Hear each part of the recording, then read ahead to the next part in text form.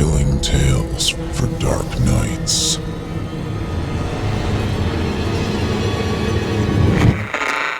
Want to make sure you never miss a Chilling Tales for Dark Nights video again? Be sure to subscribe and hit that bell to turn on notifications. Hey amigos, you know what's really easy to do and even easier to forget? Please help me out and hit that like button if you're listening on YouTube. And if you're listening somewhere else, what the hell? Pop in, give me a thumb. Say hello while you're at it. It helps me a ton with the algorithm, and besides, it's real nice to see you there. And now, on to the show.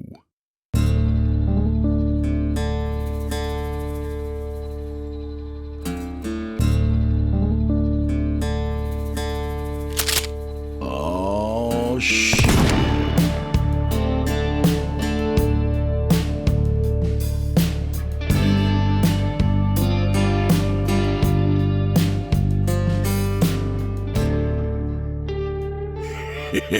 Hey, welcome back, friend. Glad you made it.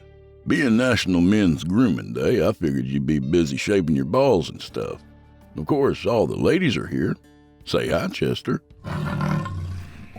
Hey, a little word of wanna know? Don't go looking for Jeff in the comments. We know what he's up to. Paul, too. Crazy kids. Well, anyway, come on in, friend. Hey, Chester, check this out. What do you think of that?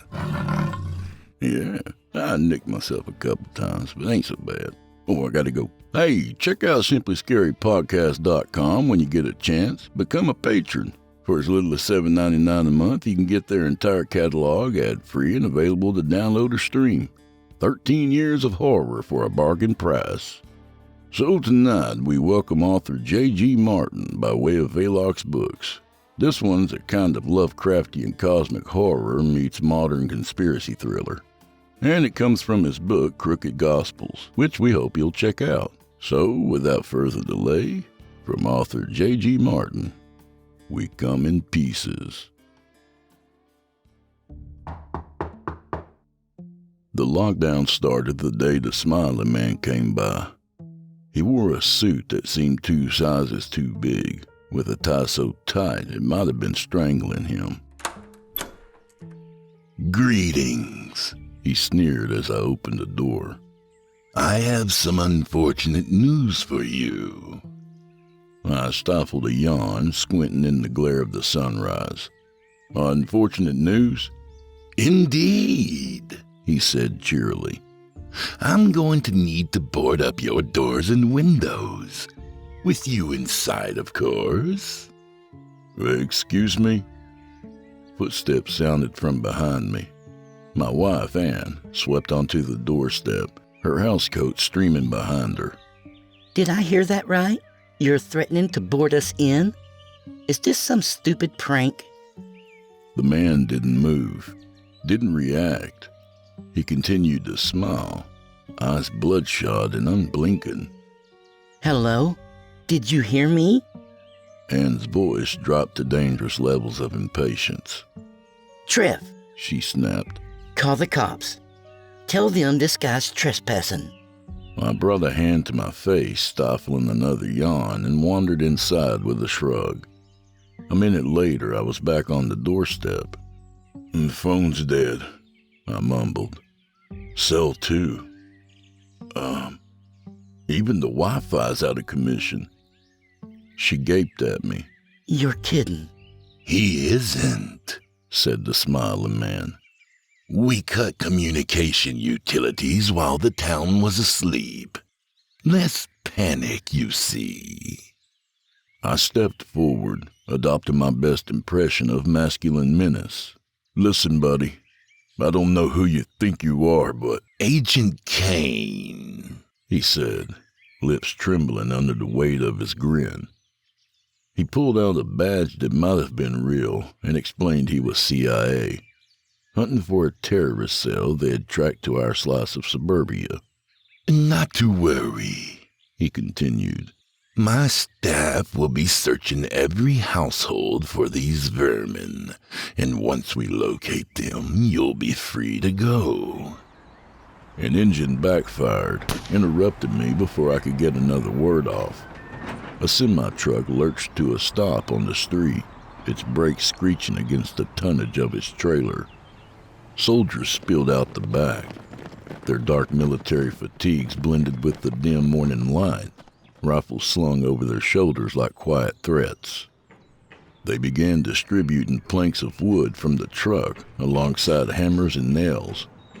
The man's grin widened, his pale eyes shivering in his skull. As I was saying, you'll need to step inside. For your own safety. I tensed. We were outnumbered, outgunned. These people held all the cards and they knew it. So with no other choice, Ann and I retreated inside.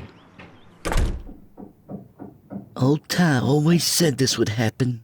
Ann muttered bitterly, pacing madly in our living room. Always. And I called him crazy for it. That's because he is crazy, I told her, watching as soldiers hammered boards haphazardly across our windows. Nobody with that many guns is well adjusted, Ann. They just aren't. Ann gnawed at her fingernail, blonde hair a mess about her face. I don't know, Trev. That Kane guy made my skin crawl. And those soldiers? I've never seen soldiers wearing black camo like that. If you ask me, they look more like the terrorists. I heaved a sigh, pulling her close and kissing her hair. Everything's going to be fine, baby. I promise. That night, we woke to the glare of lights. A truck growled down our street, hulking and armored, its spotlight cutting through the cracks in our window barricade. Soldiers leapt from the vehicle, their boots hitting the pavement with ominous thuds. They marched to the house across the way and with practiced precision painted a symbol on the door, a red sphere that gleamed wetly in the dark. That's Kent's house, Ann murmured, watching through the boards. So they're vandalizing private property now? Classy. Maybe it's to mark that they've already cleared it, I reasoned. You know, from those terrorists or whatever. Ann scoffed. Don't tell me you believe that crock, Trev. All I'm saying is that maybe we leave the conspiracy theories for old Ty, yeah? You actually think that... Ann's voice trailed off, eyes widening. Outside, the soldiers began kneeling one by one before the sigil on the door. They leaned back, arms splayed out, fingers dancing across the ground. Started to sway, side to side like human pendulums. What the ever-loving fuck? Ann breathed. I fumbled for my glasses, swallowing hard. Okay, I'll grant you that's a little weird. The soldiers let their necks tilt backwards, faces toward the night sky. They went motionless, almost like they'd been shot dead on the spot. Then with a sudden gasp began to speak, chant. It resembled a sort of throat singing, except more guttural and absent of tune. Crack the window, Ann hissed. I want to hear what they're saying. I eased the window open, letting in a rush of autumn air in that strange chorus. To me, it was gibberish, nothing but a fever dream of consonants and vowels, but languages were Ann's life, her career. She'd grown up speaking 3 and now spoke half a dozen more than I spoke English. Well? She gnawed her lips, shaking her head. I don't know, Trev. I've never heard anything like it. There aren't any familiar pronunciations, accents, or... It's all just nonsense. I can't even place the region it's out of.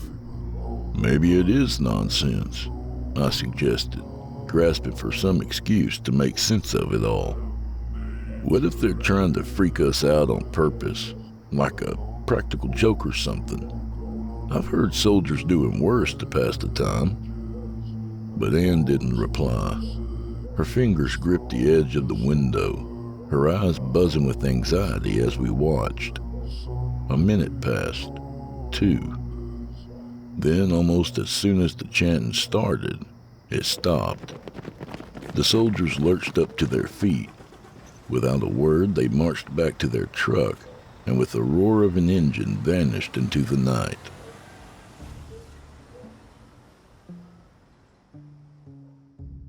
Dawn found Anne at the kitchen table, her bloodshot eyes fixed on a half-empty wine glass. She didn't look up as I shuffled in. So, She said, voice raw. any brilliant ideas? I blinked, still half asleep. About? Last night, the ritual on our street. Oh, that. I poured myself a bowl of cereal and sat across from her, swishing the spoon in the milk. I'd been hoping it was just some vivid, awful nightmare. Well, Anne's fingers drummed on the table, impatient. what do you think they were doing? The chanting. That symbol. I've been through every book I own. There's nothing like it. It's practically alien. I shoveled a spoonful of cornflakes into my mouth, chewing slowly. Haven't given it much thought. She knocked back more wine. Well, I've got theories. Do you? Oh yeah, I've been thinking it's a deep state program. My stomach lurched. Can we do this after breakfast? What? I shifted in my seat, uneasy. It's just, all this talk about conspiracies is killing my appetite. Anne's chair scraped back. Killing your appetite? Christ, you saw it, Trev. Same as I did. This is more important than your bowl of frosted flakes. Look, we saw something weird, but, Unbelievable. she said, eyes narrowing. You're sitting there in pajamas, half asleep, stuffing your face with cereal, like we didn't just witness some batshit insane military seance. You're trying to pretend it away. I sighed. A seance, Anne? Really? Yes, really? Something deeply fucked up is happening, and you hardly seem to care. Okay. I mumbled around another mouthful. Okay? She echoed, voice dripping venom. She drained her glass, fixed me with one last withering look, and stalked out. Nothing about this is okay. Sunset bled across the cul-de-sac. It scorched the cars and the street lamps with a crimson glare, and with it came the rumble of distant thunder. A storm was coming. Anne and I sat in silence, not speaking since breakfast, her conspiracy theories still hanging between us like a toxic cloud. I knew better than to poke that bear while she was deep in her cups, so I busied myself with a novel on the sofa. As night fell, Anne's voice broke the tense quiet. Do you feel that? Feel what? I mumbled, turning a page. That shaking. She drained her wine, a red rivulet escaping down her chin, staining her white tee. The whole house is trembling. Tell me you feel it, Trev. I lowered my book, fixing her with what I hoped was a look of concern and not exasperation. The house isn't shaking, Anne. Yes, She hissed. it is. I retreated behind my pages. Maybe leave some wine for tomorrow. Your shirt will thank you. Her lips thinned to a knife's edge. The wine glass slammed onto the coffee table as she shot to her feet. The house is shaking, Trevor. See? It took everything I had not to roll my eyes, but I knew appeasement was my best shot at avoiding a fight, so I lowered my book. And she was right. Her glass was trembling. It was dancing like she had set it atop a washing machine. Probably... I cleared my throat. Probably just one of those semi-trucks rolling by. For 10 straight minutes?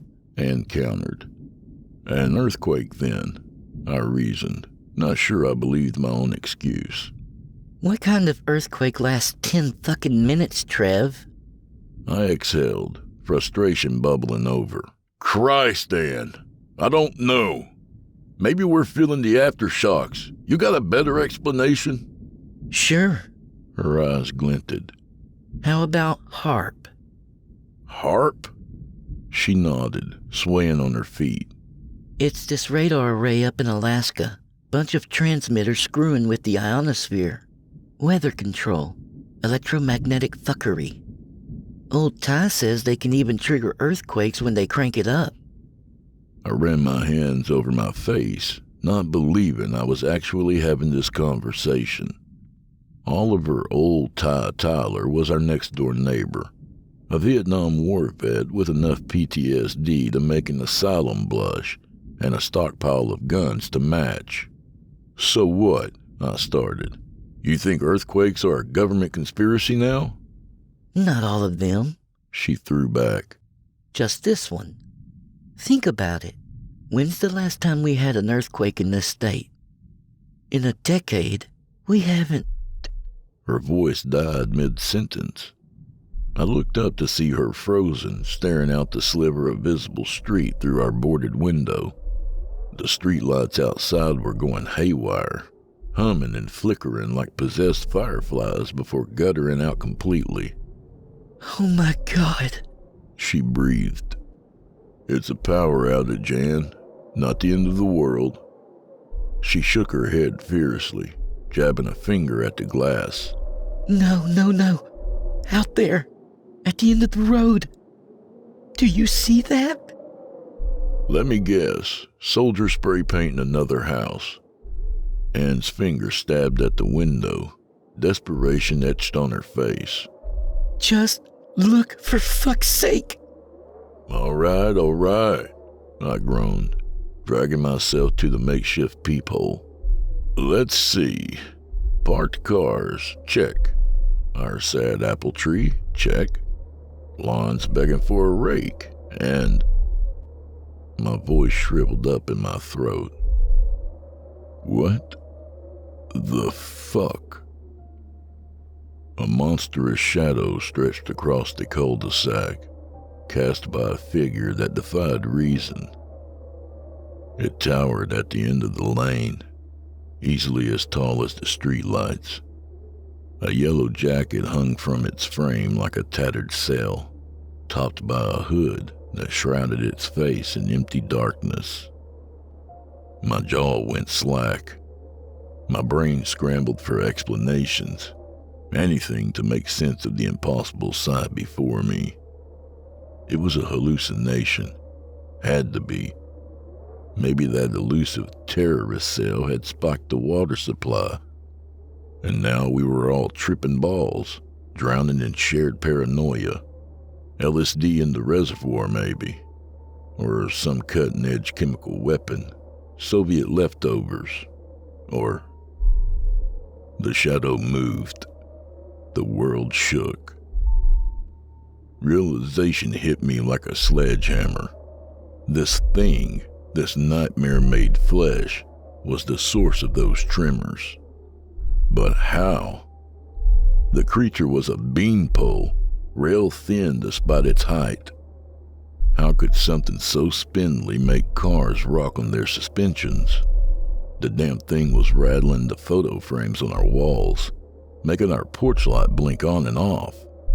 I stammered.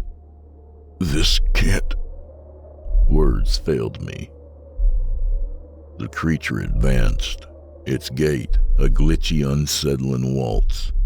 Slow, then blindingly fast. Freeze-frame pauses punctuated by legs snapping at unnatural angles. Its torso swayed like a puppet with tangled strings, arms swinging boneless at its sides, creaking like ancient timber. Ann and I stared in quiet horror. The thing's coat cracked like a whip in the wind, its voice reaching through the glass as it lumbered past our house. It sounded as though it were whimpering, sobbing like a scolded child. Suddenly it veered left. The beast plowed through Kent's fence in a storm of shattered wood, its ponderous footfalls fading into the night. What the hell was that? Anne gasped, her voice shaking. I don't know, I croaked. And God help me, I wasn't sure I wanted to find out. The next day, Anne retreated to the attic. I found her hunched by the grimy window, frantically scrawling theories on scraps of cardboard. Across the way, old Ty's grizzled face glowered from his own attic perch. His sign screamed alien invasion in manic capitals. Anne's cardboard proclaimed government experiments in neater strokes. We call them tall things, She explained as I walked in, her hair a bird's nest on her head. Them? My stomach nodded at the plural. She nodded, grabbing a fresh slice of cardboard. Are the soldiers Satanists? She scrawled. Old Ty spotted more of them last night. She said, her eyes fever bright. Further out in town. Those ones didn't hit our street, though. Huh. Don't tell me you still think he's crazy. She chided, pressing her latest theory to the glass. Did I? I wasn't sure. Truth be told, I didn't know what I thought about anything anymore. I felt like my entire concept of reality had been unceremoniously thrown in the trash. What's, I said, gulping down my pride. What's Ty's take on everything? She shot me a smirk. Look, I said defensively. I'm not saying I'm buying what he's selling, but... Anne chuckled. It's fine. Ty thinks they're bad news, as if that wasn't already obvious. Bad news? She nodded. He's betting it's an alien invasion, some kind of cosmic hive mind here to conquer the planet. But I'm not so sure. What's your guess? That they're living weapons? Her eyes flashed with morbid fascination. Think about it, Trev. Last year, they opened that military base in the next town over, Newbrook, and it's so secret they won't even let the staff interact with the locals. I'm thinking it's because they were developing something big. Or tall? I offered. She tapped her nose, a knowing smile on her lips. Bingo. I'm betting the tall things are some kind of prototype they've been developing. Maybe cyborgs. Artificial super soldiers that managed to escape the compound, and now they're scrambling to round them back up. You don't think that... Old Ty beat his fists against his window, scowling. He slapped a fresh piece of cardboard to the dusty glass. Soldiers, not Satanists, Anne murmured, reading the sign aloud. She frowned, uncorked her Sharpie, and got back to scribbling. A moment later, her response was pressed to our own window. Why'd they mark Kent's house then? Ty scratched his chin, narrowing his eyes in consideration. He bent down, got back to writing. A moment later, he shot up, his answer making my blood go cold. Marked for the tall things, his message read. They are hungry. We are food. The night brought thunder, and with it the tall thing returned. It lurched down our lane, its movements an unsettling ballet of creaking limbs. Cars groaned as it knocked them from its path. Streetlights flickered and died, electricity going haywire in the monster's presence. Anne and I watched from the living room, faces pressed to the boards. You think Ty's right? I asked, horror turning inside of me. You think we might actually be food for those things? She shot me a look. Now who's jumping to conclusions? It's just... The tall thing halted outside. its teetering frame blocking out the scarce scraps of moonlight. My heart stopped. It gazed down at us, its face unknowable behind that hanging hood, and I somehow knew it could see us, feel us. Anne's hand gripped mine, squeezed. Then it turned away, its yellow raincoat sweeping in a wide arc as it crossed the street. Its narrow legs looked grotesquely thin, bandaged, bleeding. It crouched in front of Kent's house, its head cocking to the side with a violent crack of bone. A whimper. It almost seemed as if it were examining something. The symbol. Anne croaked. Old Ty thinks those red symbols are how the soldiers communicate with the tall things. He thinks they marked Kent's house. But if not for food, then... The creature lifted a long, spider-like finger to the barricade in front of Kent's door. It began to pick at the boards. One by one, it plucked them away as if they were twigs from a branch. Anne's hand squeezed tighter around mine, her teeth worrying against her bottom lip. Anxiety filled her eyes. Concern. Don't open up, she said in a low voice. Don't you dare show yourself, Kent. As the tall thing ripped the last of the boards free, it touched a finger to the door, began to scratch. It whined, sharp and wrenching, like a dog begging to be let inside. Don't. Anne kept muttering. Don't. Don't. Don't. The door opened. Ken stood wheezing at the entrance, one hand trembling on his walker, the other on his oxygen rack. As usual, he was scowling. Gotta be kidding me, he shouted hoarsely, looking past the tall thing, as if he were addressing some unseen soldiers lurking nearby. This the kind of unholy bullshit my tax dollars are going towards. Y'all ought to be ashamed. Kent wrinkled his nose, smacking his gums and jabbing a finger at the towering monstrosity. Now you listen up, you two-bit Goliath.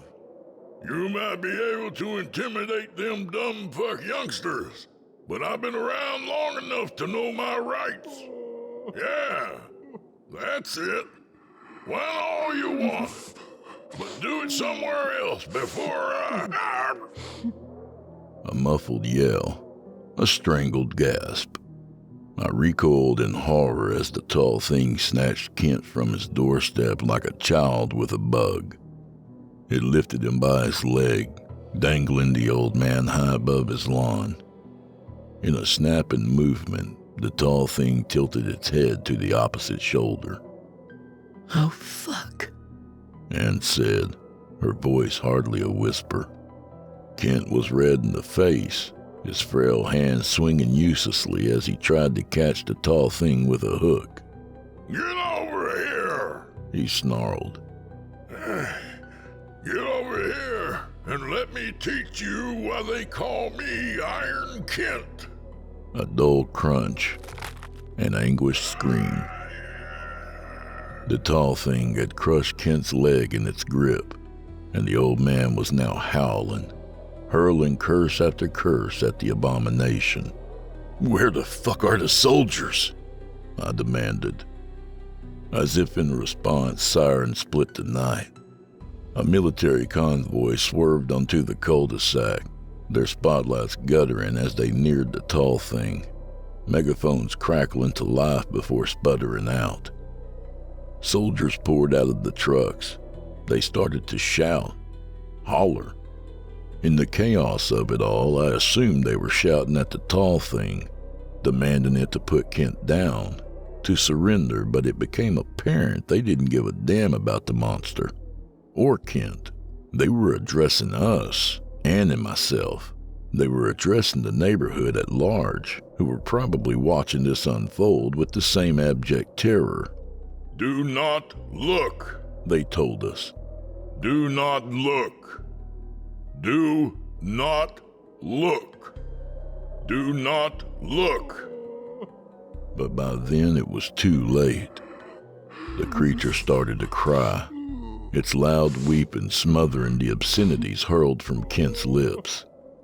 It lifted a rake-like hand, gripped its hood, and pulled it back. I can only imagine what Kent saw then. The old man went rigid as stone, his defiance evaporating like tears in the sun. His body went limp, arms dangling freely beneath his head, eyes taking on a glassy, almost hypnotized sheen. Anne shrieked, hand flying to her mouth. Kent's face began to bubble, blister. Steam hissed from his every pore as if he were boiling from the inside out. His skin began to stretch, slough. It fell from his face in sheets, revealing the ashen white of his skull beneath. Anne staggered away, dry heaving as she scrambled for the bathroom down the hall. But I couldn't stop watching. It was like I was rooted to the spot, paralyzed in fear. My hand shook uncontrollably at my side, left eye twitching as Kent's skin and bones, his everything, poured out of his turtleneck sweater, splashing to the lawn like globs of human stew. No, I kept thinking. No, no, no, no, no. This couldn't be happening. Whatever we had seen up until now, fine. But this, it was worse than a living nightmare. It was a living hell. A guttural drone wormed inside of my ears, and my eyes swiveled toward the soldiers, who were surrounding the monster. Except they didn't have their weapons drawn. They weren't firing on the creature. They were worshiping it. They sat back on their knees, swaying blissfully, voices chanting in that brutal language.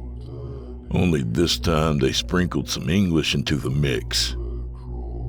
Rejoice, they intoned. Our saviors have come.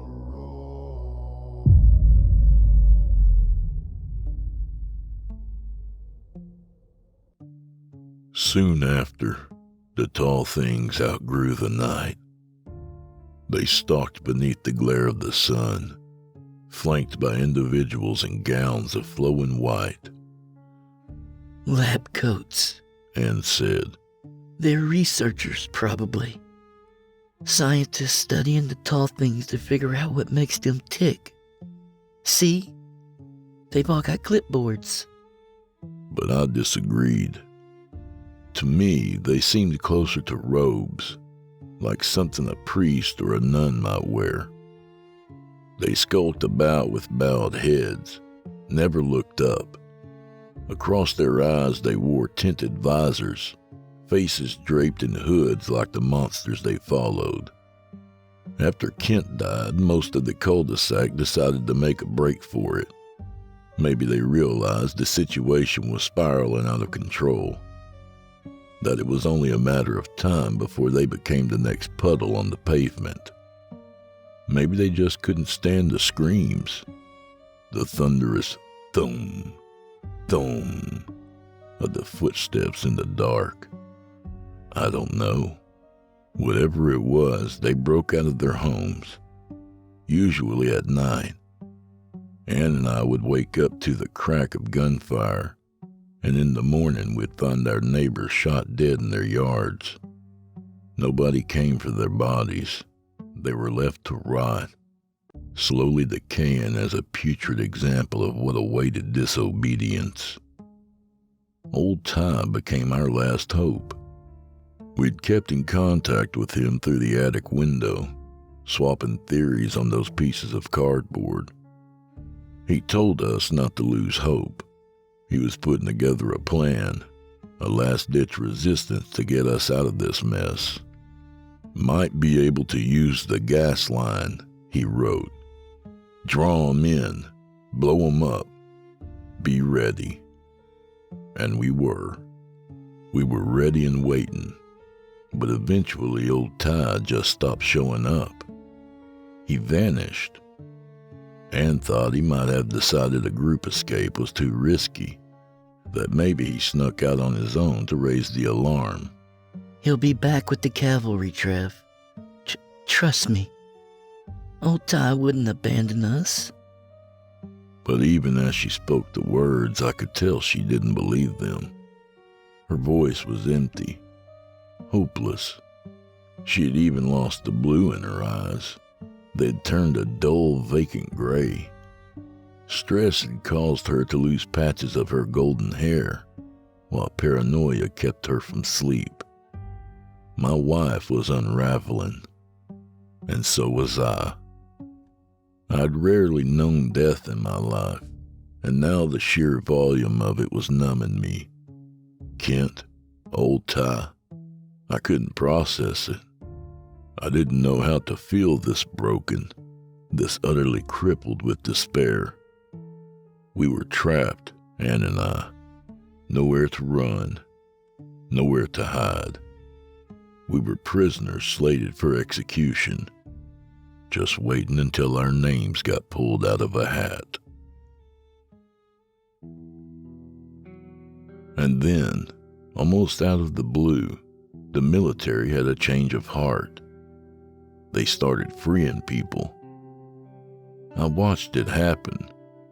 A soldier ripped the boards from a house at the end of our lane, 4 white coats monitoring his work with clipboards in hand. When he was finished, the door opened. A woman peeked out, trembling with anxious confusion. I think she might have said something to the soldier, but her voice was too small and too far for me to hear. "Rejoice," he told her loudly. "You are saved." "Rejoice," the white coats echoed in eerie unison. The woman gave them a wary look, but then broke into tears of relief. She rushed inside, returned with a baby swaddled in her arm and her young daughter close behind. The 3 of them darted across their lawn, jumped over their father's corpse, and piled into their minivan on the street. The entire time, the white coat stood only meters away, quietly observing. It didn't take long for the rumbling to begin. That telltale sound of approaching death, of one of the tall things coming to claim its prize. The van started up, backfiring a plume of exhaust into the air. The woman shrieked for joy, but I knew her relief would be short-lived. See, from my vantage point at the end of the lane, I saw something that she never could. The boot locked around her tire. The van rode forward as she pressed the gas, and then clunked to a stop. My heart broke. The look on her face, that desperation wasn't for her own life, but the lives of her children in the back seat. The rumble reached a crescendo, and in the blink of an eye, a tall thing crashed into the van, knocking it over like a die-cast toy. I couldn't make out much beyond that. Nothing but the sound of the monster tearing into the roof of the van and pulling the crying children out one by one. My legs gave out. I slid through the carpet, hands clamped tight over my ears, and screamed so I wouldn't have to listen to what came next. "Please," I sobbed. "No more!" After that, the lockdown was ostensibly over. Like hungry wolves, soldiers tore down boarded-up doors and kicked in living room windows, dragging families out into their lawns as offerings to the tall things. The screams were everywhere, omnipresent and haunting. Ann and I cranked our sound system, but it only served as background static to the symphony of suffering. In the nights that followed, we barely slept.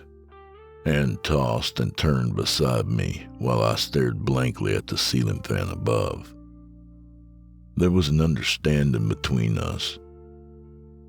We had been abandoned. Nobody was coming to help us.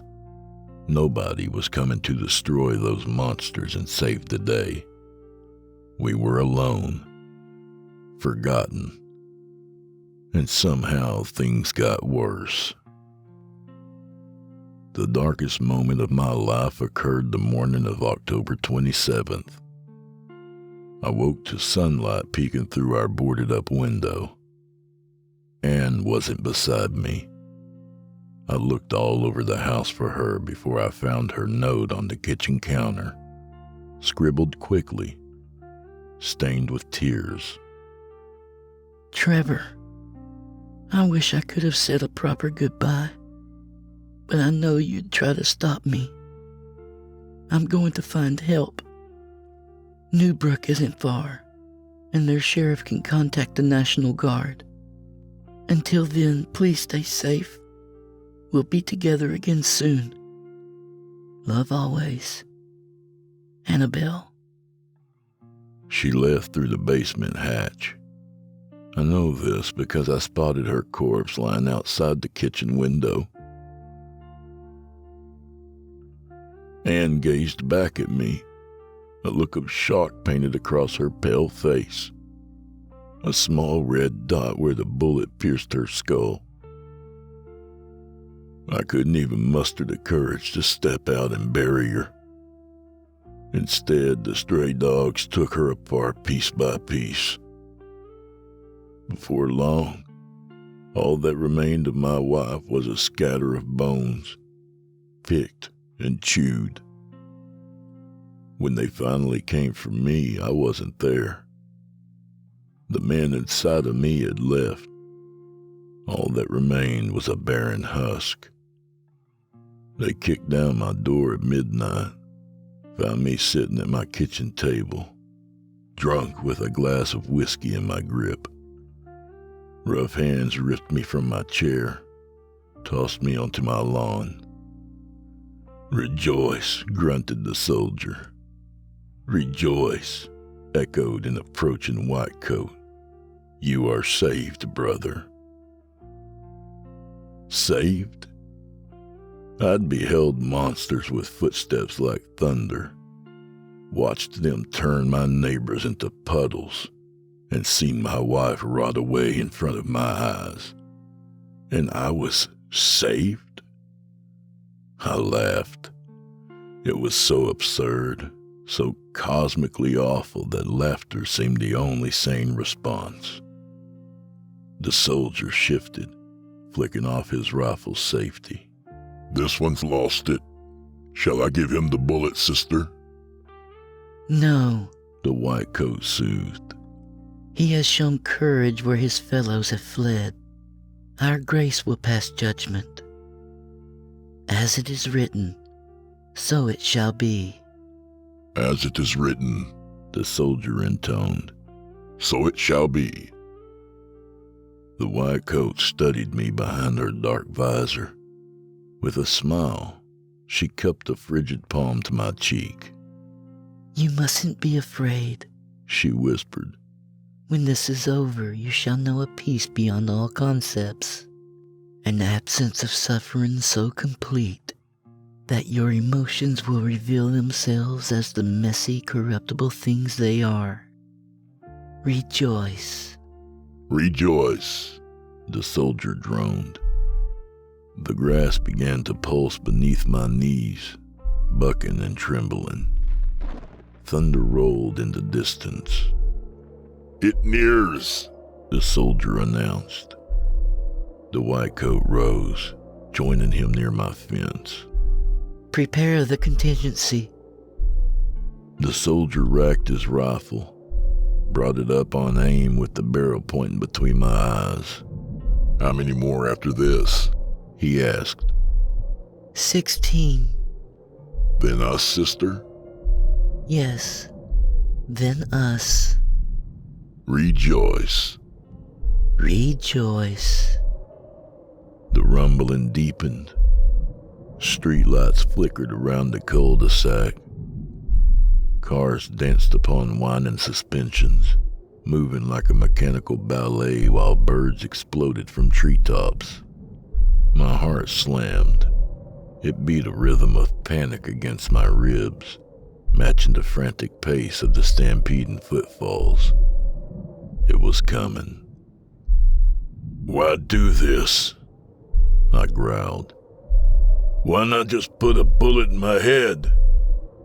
Because we love you, brother. Said the white coat. You waited patiently, persevered. For your faith, you have earned the gift of salvation, the gift of reunion. Can't you feel it? This is the rapture.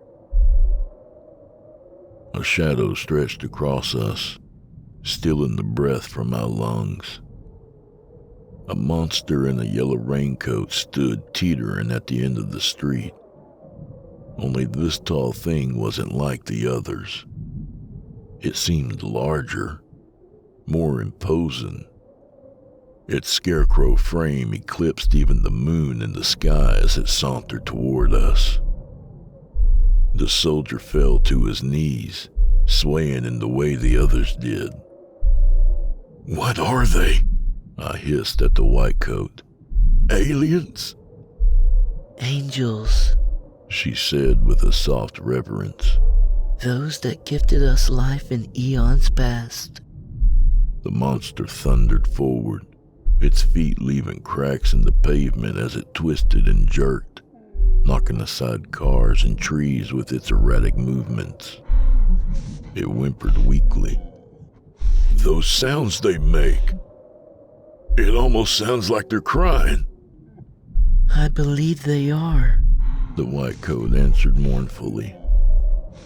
They take in all our pain, all of our sorrow, so that we may know brief glimpses of peace. They sacrifice much for us. The tall thing stumbled onto my lawn, reaching toward me with a long arm covered in bandages and scars. Ours. It rasped. Matchstick fingers gripped my hair, yanking me off the ground. I cried out, kicked, shouted as I hung in the monster's grasp, dangling above my yard like a plaything. Fear. It murmured. Anger. Sorrow. It was as if it were listing off my emotions, as if it were reading me. Its face hidden beyond a shroud of darkness. Panic. Shame. Loneliness. The tall thing pulled in a scraping breath. Witness our grace. The monster lifted a hand to its hood, pulling it down. My heart stopped. A patchwork of horror gazed back at me. 100 visages stitched together in a tapestry of shifting eyes and gnashing teeth. It smiled with 15 mouths, and when it spoke, its voice was a chimera of mangled vocal cords.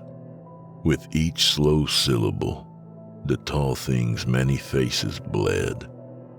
They came apart, cutting themselves out of the monster until its head was nothing but pieces of disparate flesh floating above a brittle neck. Eyes, ears, they spun for hardly a second before snapping back together, forming a new face, a fresh abomination.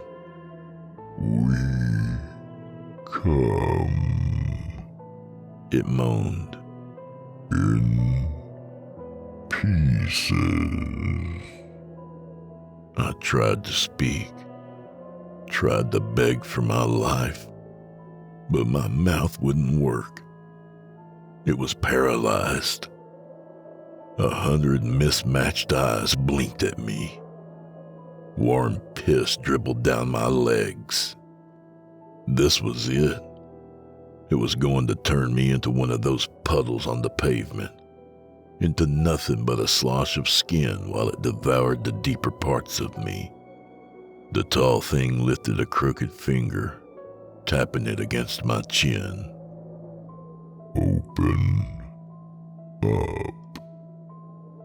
No. I clenched my jaw, shaking my head in some pathetic final act of defiance. There was no way I was going to open up for this thing, not after what I'd seen. Not after I'd seen what... A scream tore from my throat. I howled, writhed. My lower jaw hung limply from my face, shattered and broken. My vision became a blur of tears. The monster cooed. It slipped a finger down my throat, scraping inside of me with a serrated nail. I gagged, choked. The monster's face began to come undone, slicing itself apart and hovering above its matchstick neck as floating pieces of mangled flesh. Then those pieces began to spin, expand. They swirled around us in the night, eyes blinking and mouths speaking as the tall thing probed deeper and deeper within. You are delicious. My veins caught fire.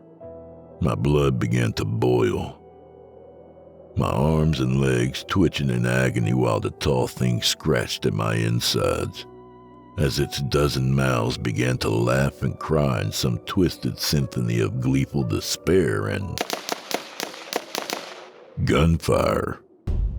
The crack of bullets shattered the night. The tall thing whirled, dropping me to the lawn as its faces snapped back together. It screeched, roared. The soldier stopped his chant. He scrambled to his feet, activating his radio with a static crackle. Eden, this is Horseman 9.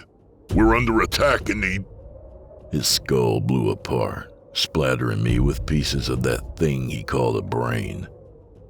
I sat, gaping on my lawn as I tried to catch up to the situation.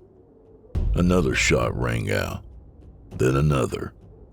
The tall thing bellowed, its head snapping this way and that, trying to locate the source of the shooter, as bullets tore through its raincoat, staggering it with every impact. The white coat's radio crackled. A slow, garbled voice spilled out of it, drowning its interference. Horseman 9, please confirm previous... The white coat scrambled behind my house, pressing her back to the wall. Yes, Eden. She wept, tears streaking her cheeks. This is St. Gonzalez. We are under attack. Templar Campbell is down. I say again that Templar Campbell is down. A pause. Affirmative. Status of the angel. It's taken. Her voice cut away into a sob. It's taken heavy fire, Eden. Our Grace's mental state appears to be deteriorating, and... The white coat shrieked as a bullet carved through the edge of my house in a splinter of wood. She dropped to a knee, clutched her shoulder. Her pale robes blossomed a deep red, blood seeping through the fabric as she forced herself back to her feet in time for the second bullet to pierce her throat. She dropped to the grass, her visor tumbling from her face. Two wide eyes gazed at me, hollow and lifeless, strangled by veins of purple. A moment later, and a rocket whistled through the air above. It slammed into the tall thing, exploding in a red-orange firestorm that split my eardrums. The creature roared. It lurched backwards, its face splitting apart and reforming in mountain displays of fury. And in the glow of the fire, I saw my savior, Old Ty. He stood on his roof, surrounded by an arsenal fit for a warlord.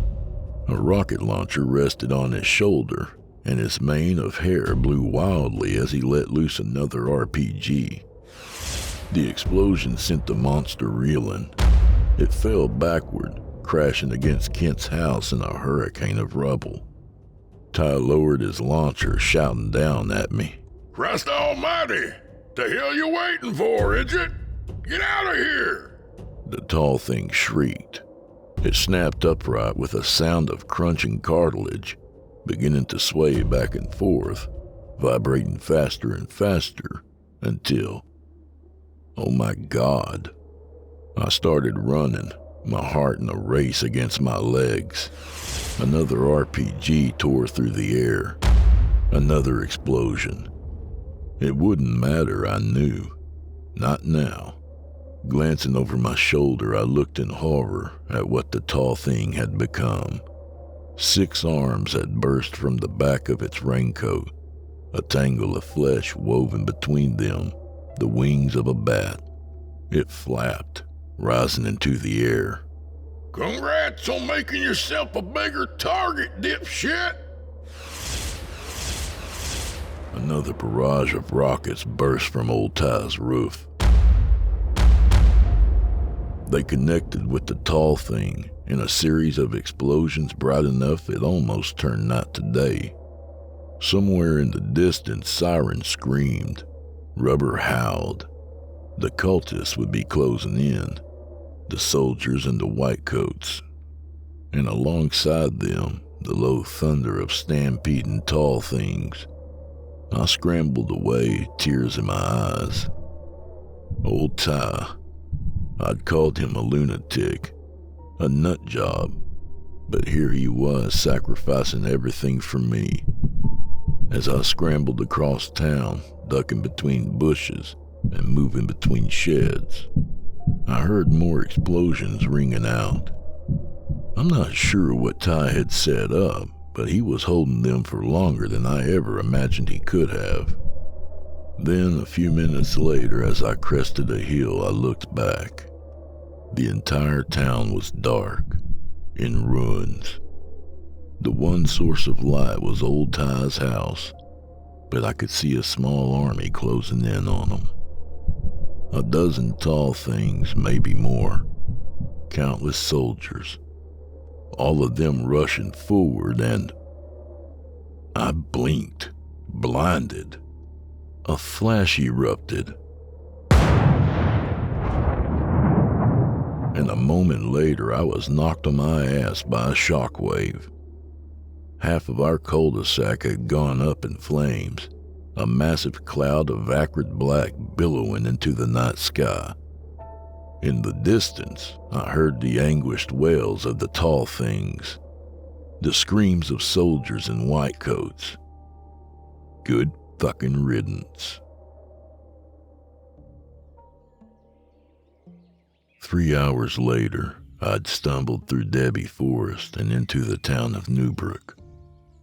Tears of relief welled in my eyes. The streets were quiet and still. No soldiers, no white coats, no tall things, or the nonstop screams of their victims. Just empty silence.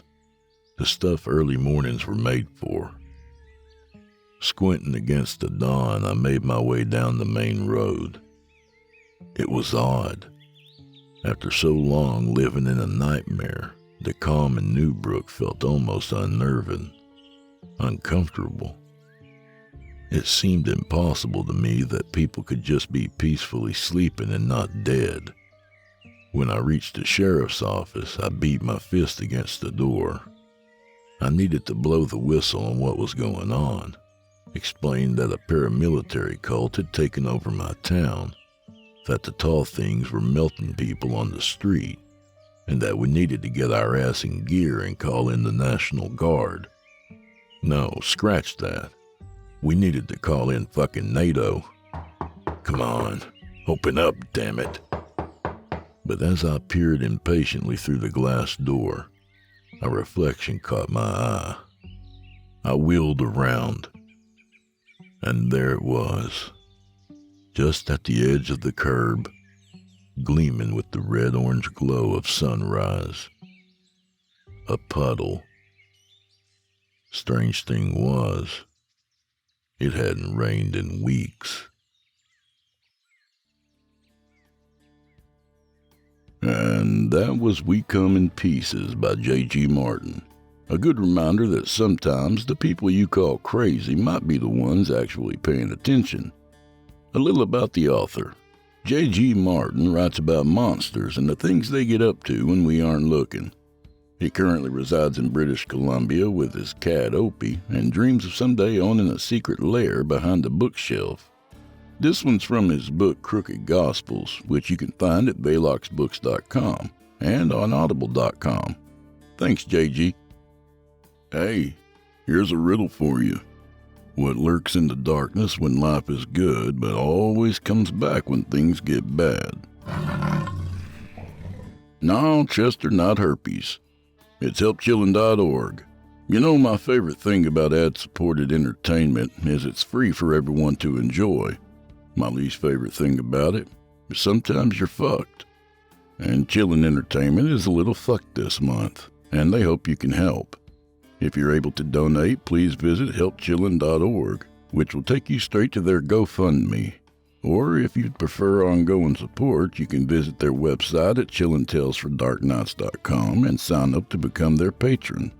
Patrons get ad-free access to all the podcast episodes, and your support helps ensure that we lowly podcast hosts keep creating content. But most importantly, your support will help keep Drew Blood's paycheck coming in so I don't have to eat Chester. I'll do it if I have to, boy. And when I'm done with you, I'm going after Craig. Actually, maybe I'll start with Craig. Yeah, by God, that's what I'll do. So help save Craig, 'cause I'm already getting a little hungry here. That's helpchillin.org, or become a patron to help keep the darkness alive. Your kind support means everything to us.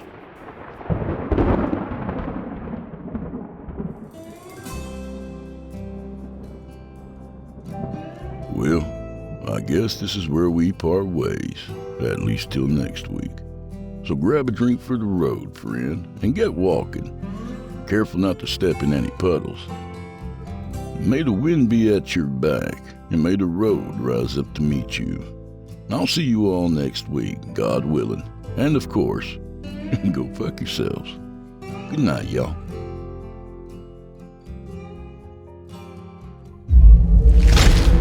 Chilling tales for dark nights.